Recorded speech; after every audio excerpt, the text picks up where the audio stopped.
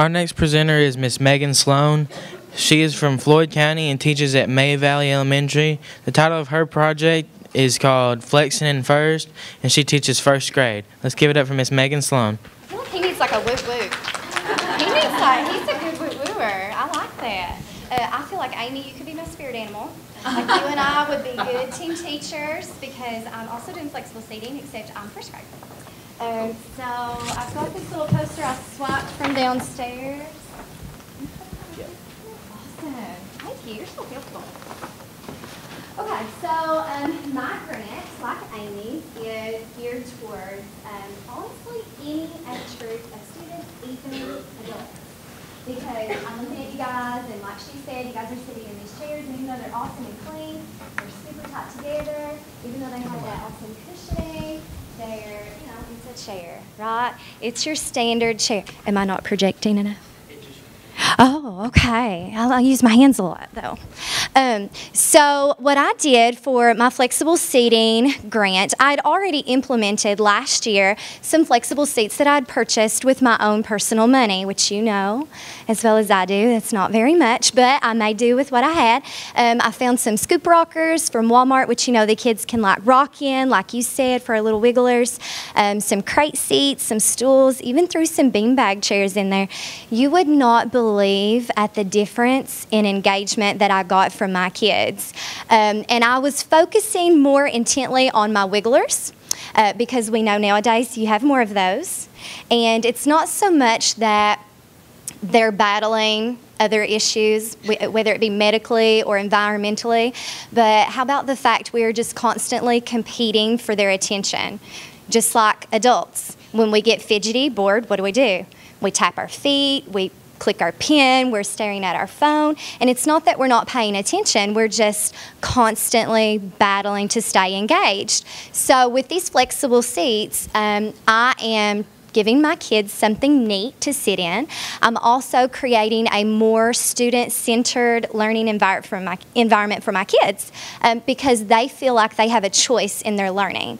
And when they feel like they have a choice in something, they take ownership of it, and they're more likely to stay engaged with what you're doing, whether it be something that's already engaging or something that's not so engaging, like handwriting.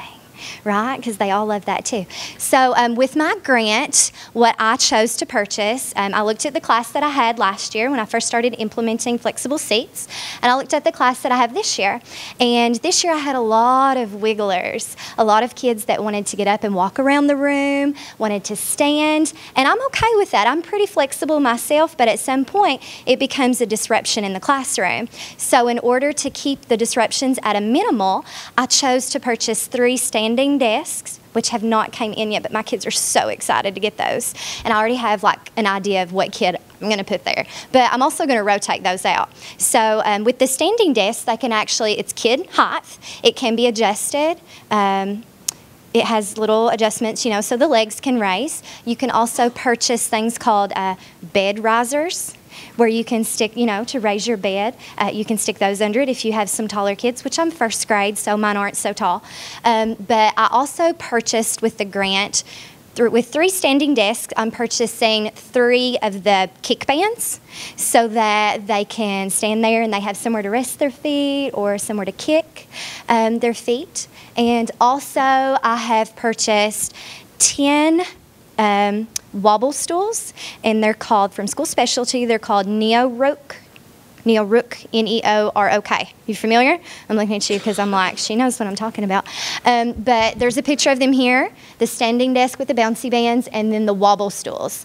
I currently have 2 tables lowered in my classroom with crate seats. Those are great, but the kids fall in them like 3 times a day. They're just not, they're too wobbly for them, too wiggly. So I'm going to use those wobble stools at those 2 tables and raise those back up. But here's my big pet peeve, just like you guys are sitting right now. Why does our classroom look like it's straight out of the 1900s with desks in rows? Okay, maybe it worked then because if a child got out of hand, what'd you do? Right?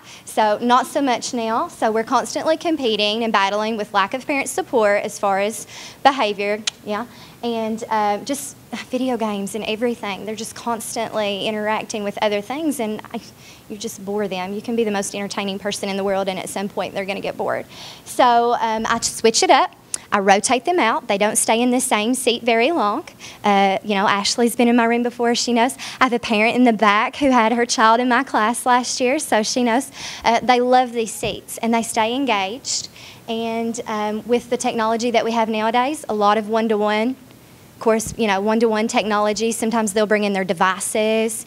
When I first implemented it, most people were scared too, right? Most people are like, I am not letting go of that control.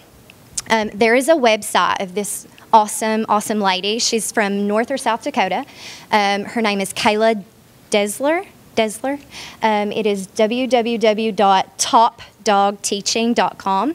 She's fabulous. She has free resources that will help you get started if you're interested.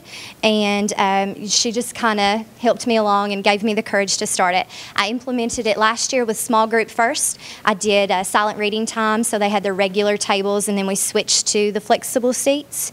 And they got to where they were like, Miss Slone, can we please use our flexible seats today? So I started this year out, their permanent seats are flexible, and they change. So, and I told them, I said, we can get new stuff every day. We'll just try something different, and it goes along and it evolves with my kids and their needs. So that's what it's all about.